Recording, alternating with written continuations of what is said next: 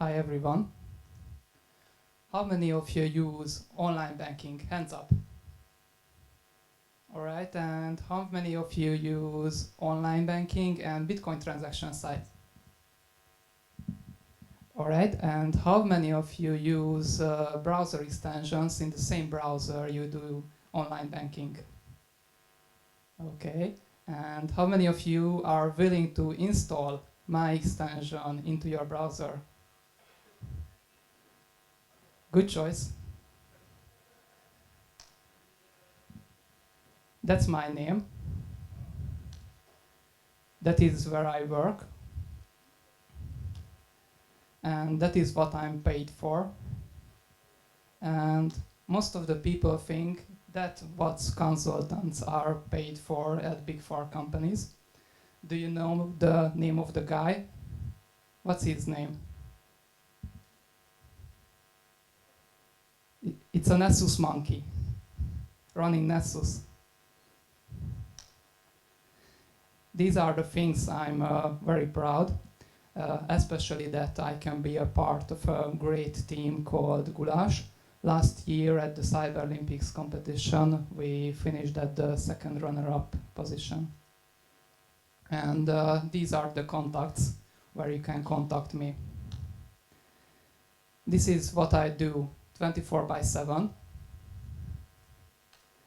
This is what I do when I'm not hacking. And this is what I browse on the internet when I'm not hacking or not watching hacker movies. And I really hope that you will enjoy my presentation. At the beginning of my presentation, I will talk about my browser extension I have created, what it's capable of. And after that, I will talk about the client-side protection systems I have investigated, whether they can protect the users against malicious browser extensions or not. These will be stuff like internet security suites, sandboxing technologies, and so on. If you are later interested, you can watch a hell of a lot of demos about my browser extension on my YouTube site. And you can also check my presentations on SlideShare. And you can even download my code from GitHub because my browser extension is open sourced. You can freely download it and contribute to the code. I'm just waiting for the pictures.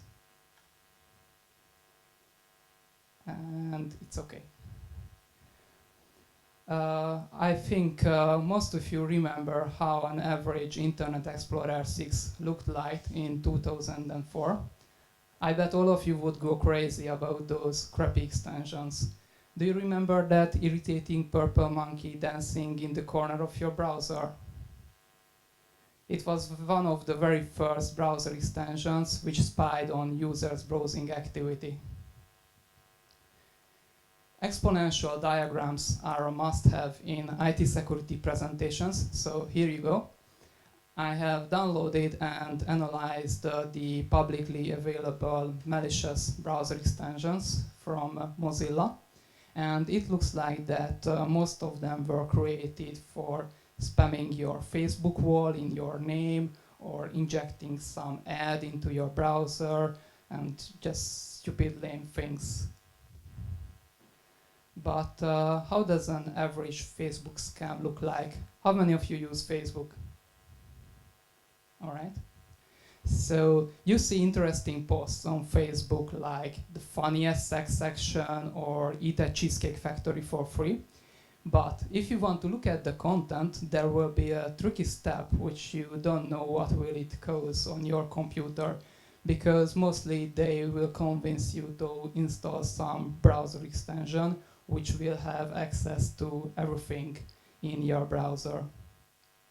But I do believe that browser extensions can be much more dangerous than just spamming your Facebook wall. For example, my extension, which I have created, works in a command and control way, which means that it works the very same way as zombie computers are always looking for new commands from their master bot servers. Through my extension, I can steal your passwords, I can steal your cookies, which means I can circumvent two-step verification of Google. I can also steal all your confidential files from your hard disk, and I can also upload files to your hard disk. It can be a funny lolcat picture, or it can be a malware. And in Firefox and on Windows, I can even execute those binaries I have just dropped into your computer. I can spy on your webcam, I can geolocate you, and I can even forge financial transactions in your browser. This is how it works. After the browser is infected with my extension, it looks for new commands from my web server. And if there is a new command, it will execute it. But don't forget that Firefox is multi-platform, which means it can run on OS X, on Linux, and even on Android. And after I have created my Firefox extension, I was thinking about creating new extensions for new platforms. So I have both Chrome and Safari browser extensions, basically doing the same thing, which I will show you in Firefox. But enough of chit-chat. Right now I'm going to show you how my browser extension works in a demo net banking application. When I'm going to log into this demo net banking application, I will use password, but I have to admit it doesn't matter what kind of security is used during the login into your net banking session, because my extension is already in your browser, so it can circumvent things more deeply. So here you can see that currently there is no extension installed into my browser, which is the victim browser. And now I'm going to simulate that I have remote code execution ability on the victim computer, so I'm just going to start a malware. But there are much more ways to install my extension into this browser. So I'm starting the malware, which is a meter breather, and it connects back to my attacker server looking for commands, and my extension is going to be installed into the browser, which is a zombie browser now.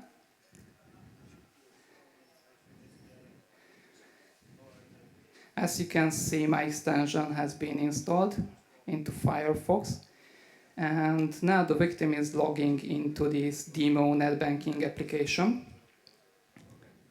and he transfers some money to an external account, which is $100.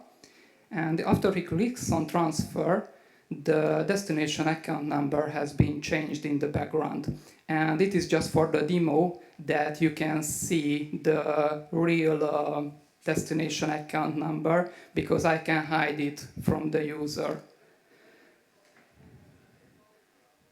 And when the user checks his transaction history, he will see that the original destination account number appears. And again, it was just for the demo that you were able to see the real forged account number at the beginning. So this is how forging transactions works in a net banking application. Last year, I have published all of my codes on GitHub, and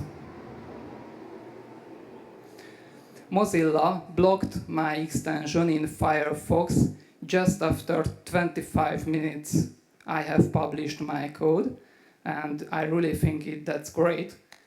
But the problem is that it took me less time to circumvent their protection, because what they really do is just blocking an ID in Firefox. So if you look at the ID above, it is currently blocked in Firefox, but not the one on the bottom. And if you look at the link at the bottom, you will see that either the cybercriminals have found this problem in the protection system of Firefox, so they are exploiting it with ever-changing IDs in their extensions. Chrome had its own malicious browser extensions as well. So for example, last year when you installed these bad Piggies extensions, instead of hunting for bad Piggies, you had to hunt for malicious browser extensions in your browser. But 1.5 months ago, Google announced that they will scan their official extension store more strictly they are looking for these malicious browser extensions. We will see if they will success or fail. And now here's a little quiz for you, and the first good answer will be honored by 2 bottles of hacker beer. And the question is, which company developed the very first Netscape plugin? Excuse me? No? Here's a little clue for you. Sorry? No? Yes, Adobe. You can pick your beer later at the end of your presentation. Funny thing is the fact that they are still unable to create secure plugins in the browsers, but whatever. There is a rootkit in the wild since 2007 called MiBroot. I'm not sure if you know this rootkit, but what it does, it's stealing money from online banking accounts, and they were unable to attack the users of the Chrome browsers. So what they did, they developed malicious browser extensions, and after they infect the user's computer, they will install this extension into Chrome, and after that, they are able to manipulate the financial transactions in the background I just shown you. So after I have saw that there are so many problems with browser extensions, I thought that I had to look for a solution. So there I went, me, the brave hacker, to find the elixir against zombie browsers in the deep and dark forest of the kingdom of the internet. During my quest, I have bumped into 2 axioms, and the first axiom warned me that if malicious software is able to run on my computer, it is not my computer anymore. And the second axiom warned me that if there is a protection system which can protect you against 300 different attacks, this means it won't protect you against the 301st one. So first I was trying to test browser extensions which were thought that they might protect the users against malicious browser extensions, and I also tested some sandboxing technologies, how they can defeat my malicious browser extension like password stealing, cookie stealing, and so on. I think that no script does what it promises, but it never promised that it will protect the user against malware or another browser extension. And please don't forget that in Firefox, all the extension settings are like just a big, happy family picnic, which means every extension can configure the other extension settings, which means, for example, my extension can configure the no-script extension settings as well. For Browser Protect, it is again the same. It does what it promises, but it never promised to protect the users against malicious browser extensions. When I tested Sandboxy, which is a popular sandboxing solution, it was a big surprise for me, or rather a big disappointment, because what it does by default, it just prevents the process writing outside of the sandbox. Which means that if my extension is installed into a browser which is running in a sandbox, I can steal passwords, I can steal your sessions, I can spy on your webcam, and I can read all your files. And I was thinking, okay, Sandboxy was designed to protect the outside world, what's in the sandbox. So let's see what happens if I drop a malware through my extension into the sandbox, and let's see what it can do or what it cannot. So in my next demos, when you will see the Hack the Planet, it's the attacker.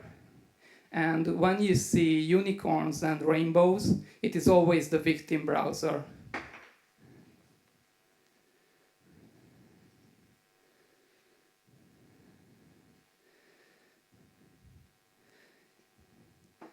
So now I'm starting my infected browser in this sandboxing.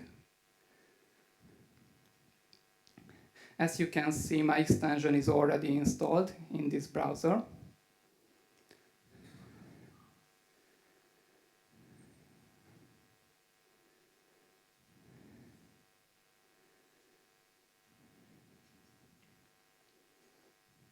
And here you can see the command and control panel of my extensions, which I will show you later.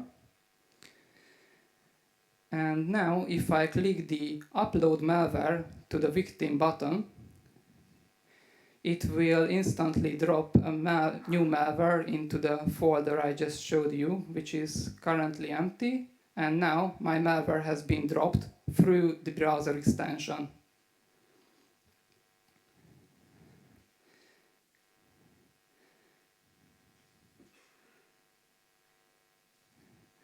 And now I'm going to start the malware, and which you will see will still run in the sandboxed environment.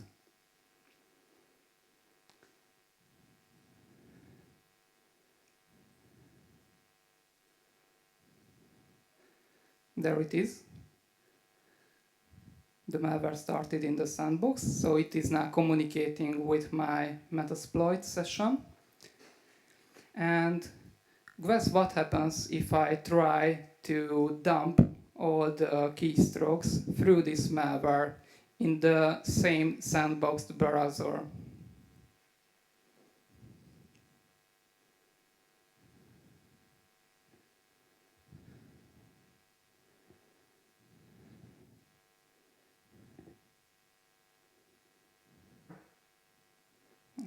Stupid Metasploit.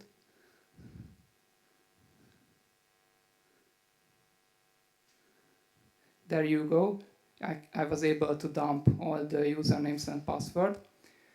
But again, that might be okay because we are in the sandbox with the malware. But let's see what happens if we start a new Chrome browser outside of the sandbox. And our malware is still running in the safe and secure sandbox.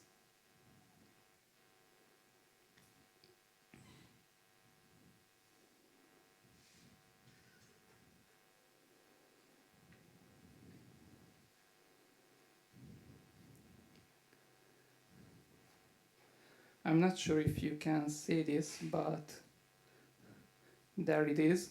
I was able to spy outside of the sandbox. So this really means for me that this sandbox it's not really a sandbox at all, what we think when we are talking about sandboxes, because it is just keeping the malware writing outside of the sandbox and nothing else. And I can also do a screenshot of the user, what he's doing now. It is again outside of the sandbox.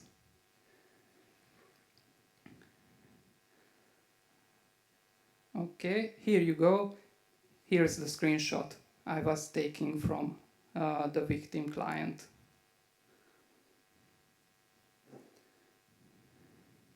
So what I want to say that I wouldn't recommend sandboxing technology in itself for an average user to protect themselves against malware, because it's not good enough. Our next big topic are the realm of internet security suits. And unfortunately, I cannot mention the vendor names to you, but think about the biggest internet security suite vendors outside you can think of, like companies starting with their name, the letter S or K, and so on. And again, I promise you that it really doesn't matter, because the conclusion will be the same after we test all those security suits. The first vendor, it detects and removes my Firefox extension on a signature basis. It's not because they are that cool, it's because I have sent my code directly to them. Please block this. But the problem with the signature-based detection is that if I change one line in my code and I add one additional space in that line, the signature won't match, and this vendor won't protect the users against my browser extension. And what's another problem is that they were also shipping their own browser extensions, which were said to secure the user, but they were always 2 versions behind of the actual Firefox version, so it was always disabled on my browser, always. So my extension was able to circumvent its protection. The next vendor, it doesn't even bother blocking my extension on a signature basis, although I send my code to them. But I think what they are trying to do is a better way, because they are promising a user a so-called safe browser solution, which in reality is nothing else but a new, clean Firefox profile. And I have found 2 ways how I was able to install my extension into this safe browser, which is not a safe browser anymore. And I have also contacted the vendor, but currently they have not fixed it. The next vendor, it's my favorite one. User asked on a forum from the vendor whether their product will block and detect the Anti-Keylogging malicious browser extension, which has been developed by Eugene Abraham. His talk was scheduled to the same time slot, but as far as I know, he is not here at this conference. So the user asked whether he will be safe or not against this malicious browser extension. And the vendor's response was so beautiful that we really have to analyze it word by word, just like a poem. It's so beautiful. The vendor starts with an immediate risk beginning, saying, no, it doesn't, and that's by design. What they meant about by design, I have no idea. But they are also referring to some sandboxing. And although you have seen that sandboxing is not a very good feature by blocking malicious browser extensions, but in Firefox, there is no sandboxing at all. So I don't know what they meant about sandboxing. And last but not least, they recommend the users to detect and remove the malicious browser extensions by themselves. And there are 2 problems with this approach. The first problem is that I am able to hide my extension from the user, so the user won't be able to see that there is an extension installed into their browser. And the second problem is, why the hell should I buy their product if I have to detect and remove the malicious browser extension. So it has been hacked by design. I have also investigated other safe browser solutions, but they were just crap. And I was a very, very sad panda to see that there is no solution when I finally bumped into the Avast Safe Browser Internet Security Suite. And their safe browser was good enough that I was not able to install my extension into their browser.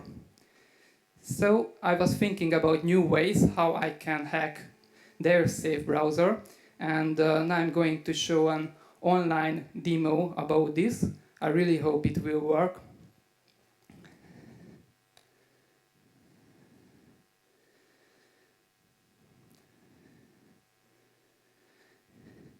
This is their safe browser, and I'm going to close it now because at the beginning we were not hacking their safe browser, but I will do some other tricks.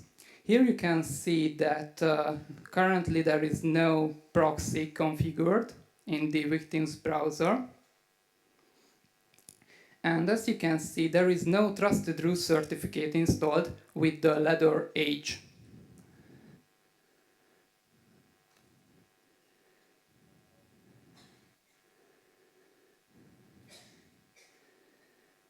And come on.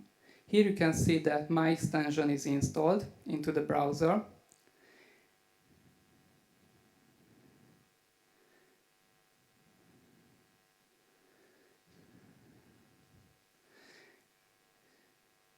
And if I click refresh on this panel, I can see that it is already communicating with my botnet server. Here you can see my test browsers. I was testing my extension. But first, I will click on demo and just going back. Here you can see that there is no file currently here.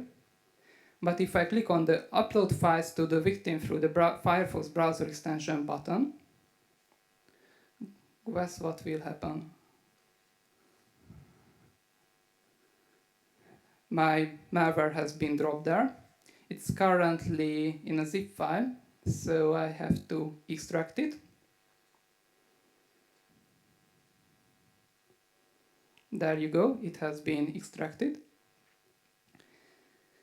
And now I'm going to start this malware through the infected zombie Firefox browser. And here you can see a very good thing, which is so-called reputational based analysis, which is really cool, I think. And it says that we didn't find enough evidence to identify the file as malware. So I click on continue execution because it was not a scary one. And I'm stepping away from the demo because you will see a security dialog warning window pop up in just a couple of seconds, which has been accepted by my malware. And I think most of you might know where I'm going to. Let's see the system-wide Internet Explorer settings.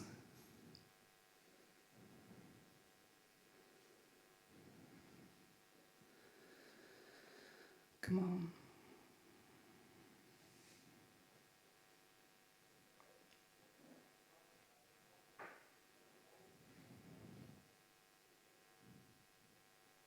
What? Okay.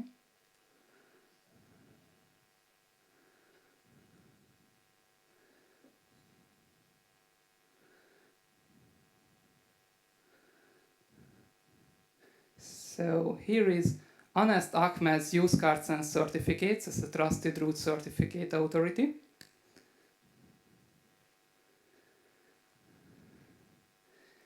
And there is also a new configuration file configured here, which I'm going to show you what it does.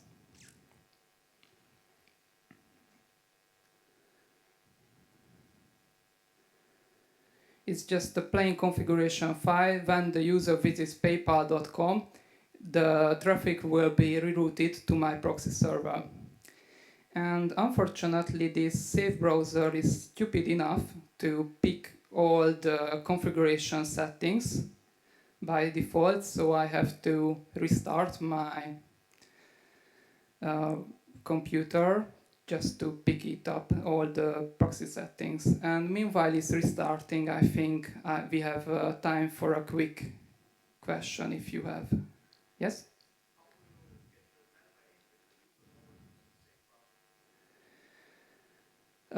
Users don't, the safe browser is said use only when you do online banking or shopping.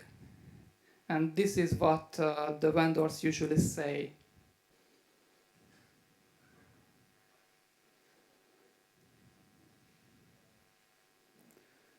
So if I'm navigating to paypal.com here,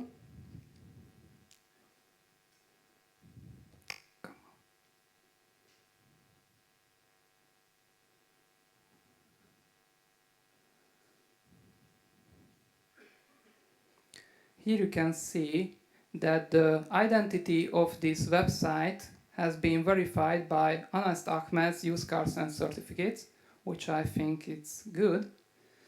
And let's try to log in. Please give me a safe password to log into this PayPal. Sorry? Hunter2. I'm not sure if I'm getting it, but all right. And in the background,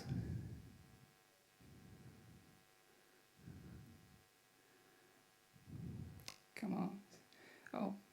Oh, yeah. Burp is stupid, so we have to restart it. I'm sorry.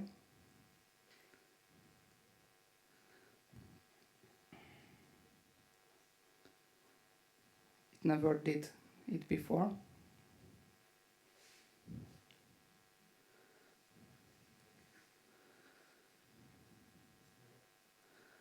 No, let's try again. Hunter2. Stupid.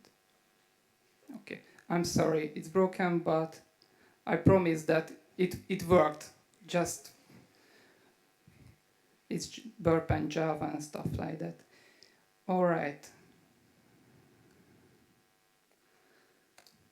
So my recommendation to the vendors who tries to do some safe browser solutions is that you shouldn't trust the local root certificate authority, as you have seen, because this Ava Safe browser was using basically Chrome, which is using the Internet Explorer settings and the certificate authority lists of the whole computer, which, as you can see, can be already configured by the malware.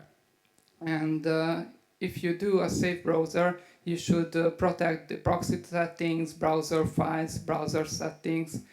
You should never use old, outdated browser. I have seen many of them. And it is the best if you disable all browser extension in this safe browser. And my recommendation to the users are that you should never use browser extensions to protect against another browser extension. And I also recommend all of the users to install and update their antivirus, because it is not 100% that it will protect you, but still 90% is better than nothing. That's what I believe. Our last and big topic is the so-called Endpoint financial fraud prevention and anti-Keylogging applications. if you have no idea what I'm talking about, these are, again, safe browsers which are recommended by big financial institutions, and they say, download it, use it while you are browsing the internet and doing online banking or shopping, and you will be safe. Again, I won't mention any vendor names, just in case in the demo it's necessary, but the conclusion will be the same again. I'm going to start with a demo. What these endpoint, financial, fraud, whatever systems does, that usually they promise that they will protect the users against Zeus or SpyEye. You have to know that most of the time these banking Trojans do some API hooking stuff. And I'm going to show you what does it mean. And these protection systems promise that even if they cannot detect the malware itself, they can protect when the malware tries this API hooking stuff, and they will block it. And in the case of the Zmana product, it is able to block this API hooking stuff. But after that, I'm going to show you that it won't block my malicious browser extension.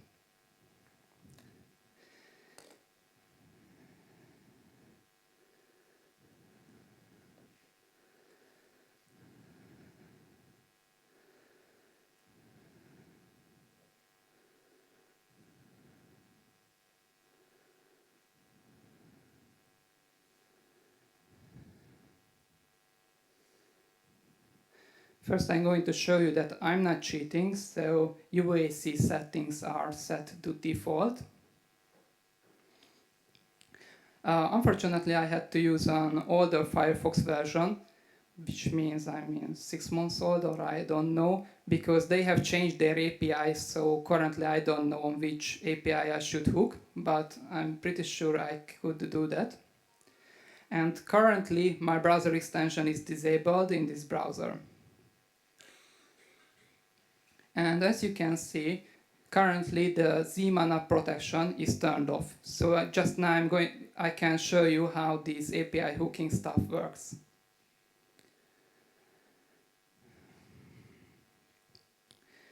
I'm going to use this API monitor tool, which is basically doing the same API hooking like Zeus or SpyEye. And here you can see that I'm going to hook on the peer write function call on the NSPR4 DLL. And whenever Firefox is calling that particular function, I want to know all the details about this function call. So let's try this with PayPal again.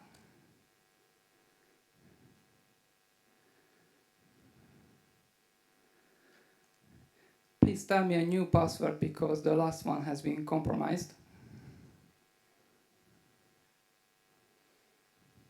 Come on. Sorry? Welcome at OHM. All right. Oh, luckily it's not working. But let's see. No? Yeah.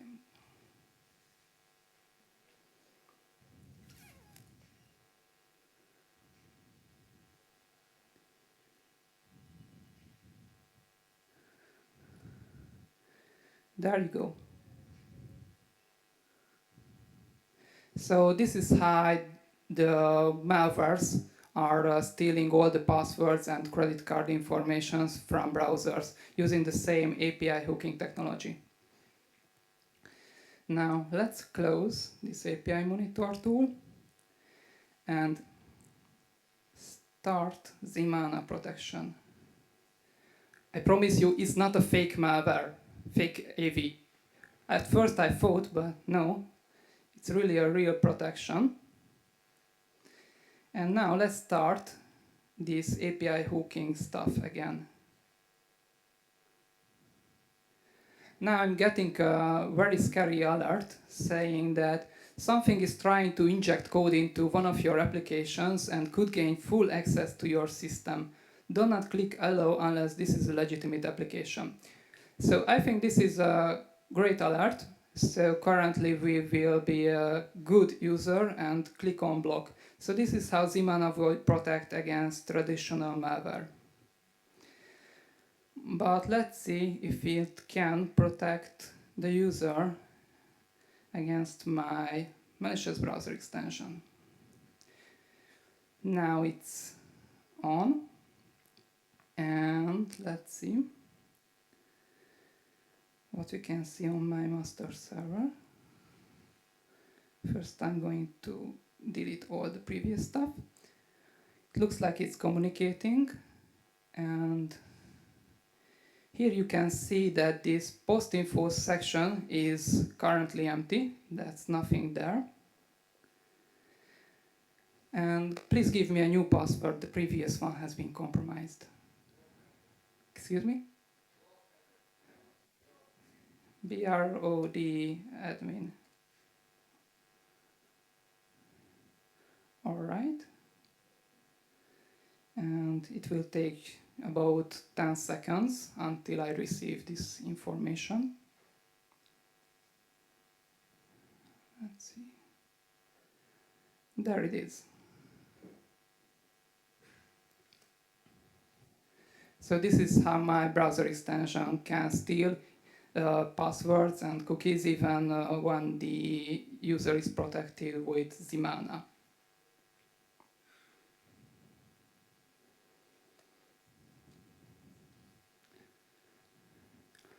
The next vendor, it promised an awful lot of things, but when I tested it, it turned out that although it was disabling every extension in Internet Explorer, but not in Firefox.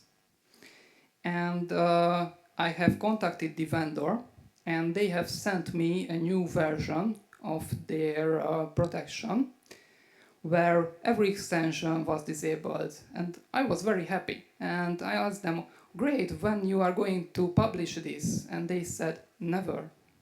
And I said, okay, why? And they said that their plan is that they will detect if there is a malicious extension in the wild, and they will only block that specific extension in Firefox. And I said, okay, you know what you are doing, or not. Next vendor. When I have tested it in January, they were using an old vulnerable Firefox version, and I was also able to install my extension into their safe browser. So I have contacted this vendor again, and they solved the problem. I have tested the new version, which is public, and I have also tried the same SSL man-in-the-middle attack I just showed you in the AWS Safe browser in this product, and it was not working because they were protecting all their settings. So currently I have no idea how I can hack this safe browser, but to be honest, I have never spent a minute thinking about new ways to hack this. But maybe when I will have some more free time, I will be able to hack it as well. The next vendor showed me this warning when right after I installed the protection on my system. And first I thought that, great, they were detecting my malicious browser extension, but unfortunately not. They were detecting that Symantec was already installed on this computer. Whatever. They also promise an awful lot of things that they will protect the users but in reality, my browser extension is able to run in their safe browser. So what I have learned from this is that I believe that I was searching for the solution basically in the wrong forest, because I believe that the client-side solutions are doomed to fail. And that's why I believe that next time when I'm testing all these online banking solutions, I have to look at server-side protection systems. And this is my plan, that I'm going to test those when I have some free time. So thank you for your attention.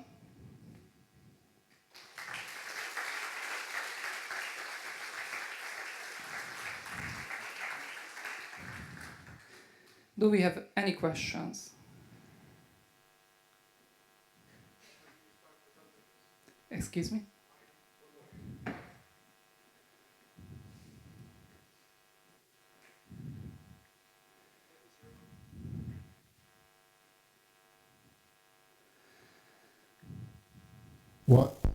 What is your motivation for doing this?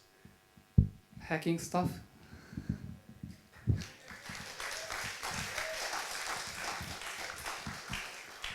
I did this all in my free time. At the weekends, at the night, in the morning. Yes? You are concentrating mostly on what's wrong with the security solutions that do not stop it from running. But if you disregard your first axioma and look at the model of the browser that is implementing these plugins via some kind of APIs, isn't the access control for the stuff that is running the problem, and not the fact that your browser extension should be stopped from running. You understand my? What I have heard, I'm not sure that the browsers are defining APIs for doing this, and that's right. So I was not doing any exploit or vulnerability. This is all legitimate functions in the browsers. But I have heard the word money. I don't understand in this context. No, what I meant to say is that I don't think the first axioma that you put down is correct.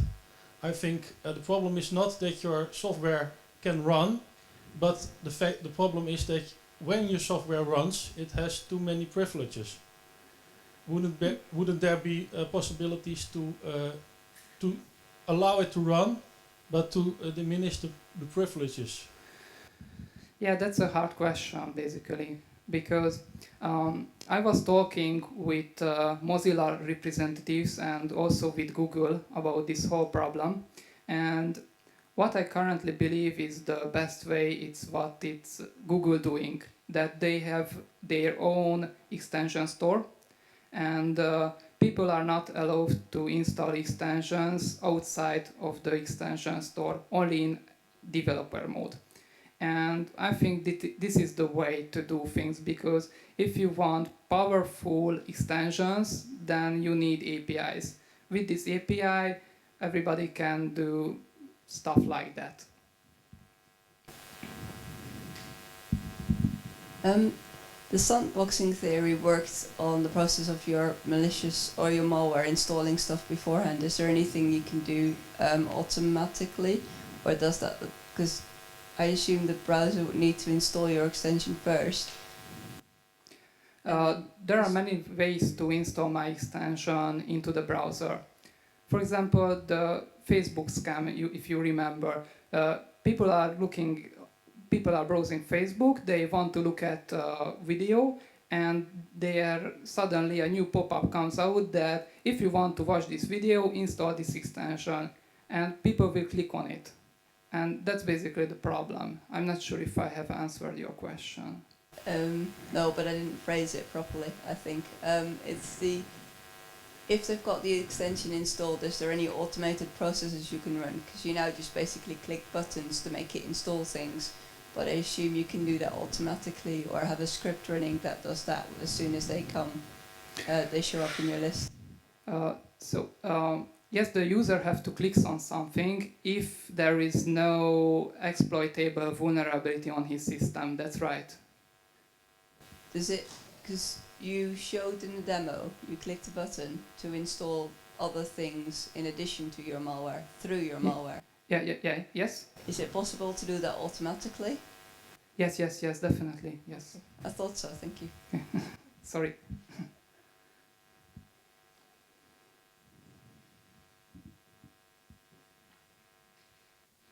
Any more questions? Well, I guess that's it. Round of applause for our speaker.